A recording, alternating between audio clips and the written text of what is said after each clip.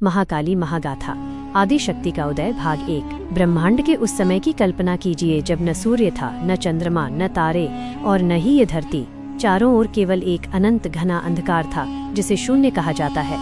इस शून्य के भीतर एक कंपन पैदा होता है, आदि शक्ति का संकल्प। यहीं से शुरू होती है महाकाली की वह कथा जो समय से भी प्राचीन है।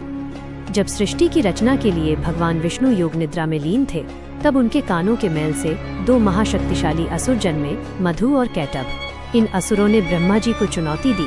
तब ब्रह्मा जी ने उस परम चेतना की स्तुति की जिसे महामाया कहा गया। वह शक्ति जो विष्णु के नेत्रों में निवास कर रही थी, बाहर प्रकट हुई और सृष्टि का पहला युद्ध छिड़ा। 5000 वर्षों तक यह युद्ध चलता रहा, जहां अंततः देवी की माया से भ्रमित होकर उन असुरों का अंत हुआ। यह प्रमाण था कि शक्ति के बिना ब्रह्मा की रचना और विष्णु का पालन संभव नहीं है। जैसे जैसे समय का पहिया आगे बढ़ा, देवताओं और असुरों के बीच संघर्ष गहराता गया। महिषासुर नामक एक अत्यंत शक्तिशाली असुर ने कठोर तपस्या कर ब्रह्मा जी से वरदान पा लिया कि कोई भी देव, दानव या मानव पुरुष उसे नहीं मार पाएगा। अहंकार में डूबे महिषासुर ने स्वर्ग पर आक्रमण कर दिया। इंद्र पराजित हुए। वरुण, अग्नि और वायु देवों को अपना स्थान छोड़ना पड़ा। स्वर्ग का सिंहासन एक असुर के अधीन हो गया। दुखी और अपमानित देवता त्रिमूर्ति की शरण में पहुंचे। भगवान शिव और विष्णु के मुख से क्रोध का एक प्रचंड तेज प्रकट हुआ, जिसने एक दिव्य नारी का रूप लिया।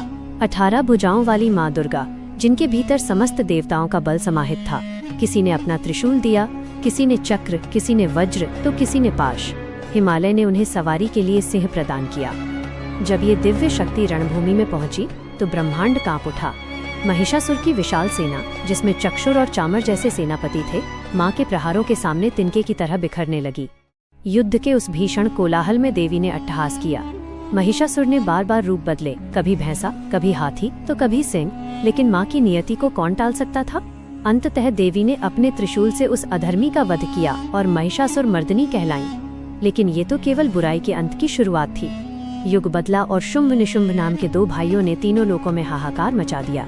इस बार संकट और भी गहरा था। देवताओं ने हिमालय की वादियों में जाकर उस आदि शक्ति को पुकारा। तब मां पार्वती के शरीर के भीतर से एक अत्यंत सुंदर और ज्योतिर्मय देवी प्रकट हुई, जिन्हें कौशिकी कहा गया।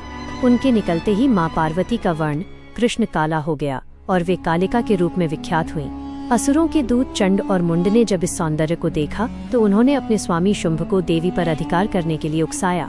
जब असुरों ने देवी का अपमान करने का प्रयास किया तो मां कालिका के ललाट से एक भयानक शक्ति का जन्म हुआ। बिखरे हुए बाल, गले में मुंडों की माला, हाथ में खड्ग और लपलपाती हुई जिह्वा, ये साक्षात महाकाली का स्वरूप था।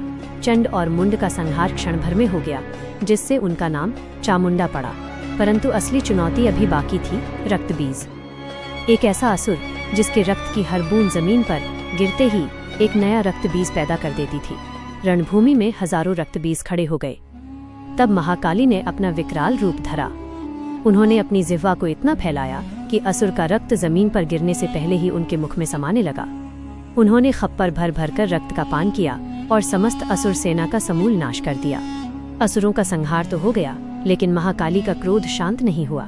वे संहार का नृत्य करने लगीं। उनके हर कदम से धरती धंसने लगी और ब्रह्मांड का संतुलन बिगड़ने लगा।